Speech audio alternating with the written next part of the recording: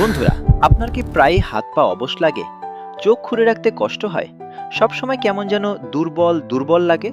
কথা বলতে গেলেও মনে হয় শক্তি পাচ্ছেন না, আর মাঝে মাঝে বুকটা ধড়ফড় করে ওঠে? দেখুন, অনেকেই এসবকে খুব সাধারণভাবে নেন, ভাবেন আরে এটা তো শুধু ক্লান্তি, একটু রেস্ট নিলেই ঠিক হয়ে যাবে। কিন্তু বাস্তবতা হলো, এই লক্ষণগুলোর পেছনে এমন কিছু কারণ লুকিয়ে থাকতে পারে যেগুলোর একটাকেও যদি অবহেলা করেন, দীর্ঘমেয়াদে গিয়ে সেটা বড় ধরনের সমস্যা তৈরি করতে পারে।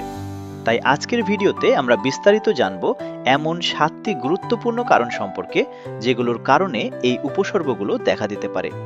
আর ভিডিওর একদম শেষে আমি আপনাদের বলবো, এই ধরনের সমস্যা হলে সাধারণত কোন বিশেষজ্ঞ ডাক্তার দেখানো উচিত এবং কোন পরীক্ষাগুলো সবচেয়ে বেশি কাজে দেয়। তো চলুন দেরি না করে শুরু করা যাক। আগে একটা ছোট্ট কথা বলে নিই, এই ভিডিওটি শুধুমাত্র স্বাস্থ্য বিষয়ক শিক্ষা ও সচেতনতার উদ্দেশ্যে তৈরি করা হয়েছে। এটা কোনোভাবেই রোগ নির্ণয় বা চিকিৎসার বিকল্প নয়। তাই কোনো লক্ষণ নিজের মধ্যে পেলে অবশ্যই একজন যোগ্য চিকিৎসকের পরামর্শ নেবেন। প্রথম কারণ, থাইরয়েড সমস্যা। আমাদের গলায় ছোট্ট একটা গ্ল্যান্ড থাকে যার নাম থাইরয়েড। এই গ্ল্যান্ড ঠিকমতো কাজ না করলে, মানে হাইপোথাইরয়েডিজম বা থাইরয়েডের অন্যান্য সমস্যা হলে, শরীরের শক্তি উৎপাদন কমে যেতে পারে।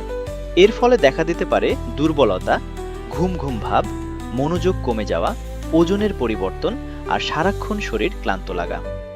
মজার বিষয় হলো, অনেক রোগী প্রথমে বুঝতেই পারেন না যে তাদের সমস্যার মূল কারণ আসলে থাইরয়েড। দ্বিতীয় কারণ, রক্ত স্বল্পতা বা অ্যানিমিয়া। শরীরে যখন পর্যাপ্ত রক্ত বা হিমোগ্লোবিন থাকে না, তখন শরীর ঠিকমতো অক্সিজেন পায় না। আর অক্সিজেনের অভাব হলে স্বাভাবিকভাবেই দেখা দেয় দুর্বলতা, মাথা ঘোরা, বুক ধড়ফড় করা, চোখ ঝাপসা লাগা আর সাধারণ কাজ করতেও কষ্ট হওয়া। বিশেষ করে যখন হিমোগ্লোবিনের মাত্রা 9 বা তার নিচে নেমে যায়, তখন এই লক্ষণগুলো বেশ স্পষ্টভাবে বোঝা যায়। তৃতীয় কারণ, ভিটামিন বি12 এর ঘাটতি। আমাদের শরীরের স্নায়ুতন্ত্র মানে নার্ভাস সিস্টেম ঠিকভাবে কাজ করার জন্য ভিটামিন বি12 অত্যন্ত গুরুত্বপূর্ণ একটি উপাদান। এর মাত্রা কমে গেলে দেখা দিতে পারে হাত পায়ে ঝিনঝিন অনুভূতি, অবশ ভাব, স্মৃতিশক্তি দুর্বল হয়ে যাওয়া, এমনকি শরীরের ভারসাম্য রাখতেও সমস্যা হওয়া।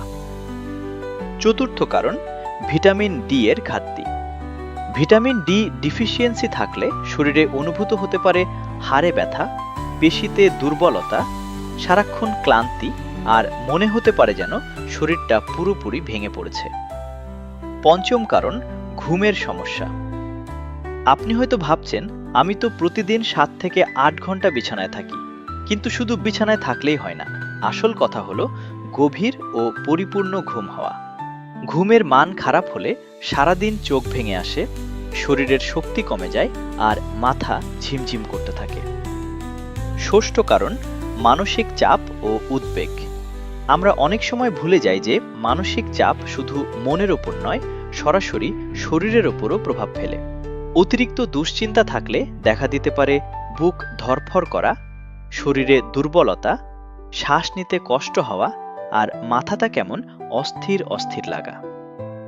আর সপ্তম কারণ, অন্যান্য শারীরিক রোগ, যেমন ধরুন ডায়াবেটিস, কিডনির সমস্যা, দীর্ঘমেয়াদী কোনো সংক্রমণ অথবা হৃদরোগ। এই রোগগুলোতেও অনেক সময় একই ধরনের উপসর্গ দেখা দিতে পারে। তো বন্ধুরা, এতক্ষণ আমরা জানলাম সেই 7টি কারণের কথা। এবার আসি সেই গুরুত্বপূর্ণ প্রশ্নে, যেটা শুরুতে বলেছিলাম, এই ধরনের সমস্যা হলে আসলে কোন ডাক্তার দেখানো উচিত।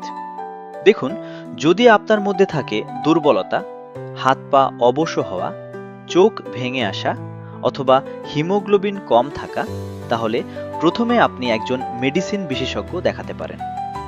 আর যদি পরীক্ষায় থাইরয়েড রিপোর্ট অস্বাভাবিক আসে, সেক্ষেত্রে একজন এন্ডোক্রাইনোলজিস্টের পরামর্শ নেওয়াই ভালো। এখন প্রশ্ন হতে পারে, ডাক্তার দেখাতে গেলে কি কি পরীক্ষা করতে বলতে পারেন।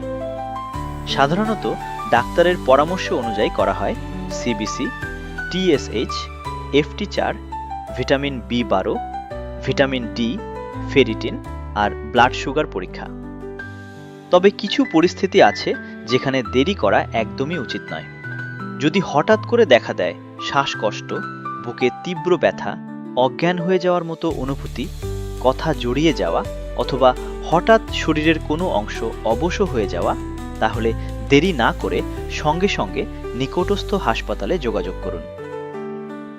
তো বন্ধুরা, আজকের ভিডিও থেকে একটা কথাই মনে রাখবেন, একটি লক্ষণ অনেক ধরনের রোগের পেছনের কারণ হতে পারে। তাই নিজে নিজে রোগ নির্ণয় করার চেষ্টা না করে প্রয়োজনীয় পরীক্ষা করিয়ে একজন যোগ্য চিকিৎসকের পরামর্শ নিন। এ ধরনের আরও স্বাস্থ্য বিষয়ক সচেতনতামূলক ভিডিও পেতে চ্যানেলটি সাবস্ক্রাইব করে রাখুন, যাতে পরবর্তী ভিডিওগুলো মিস না হয়। দেখা হবে পরের ভিডিওতে। ভালো থাকুন, সুস্থ থাকুন।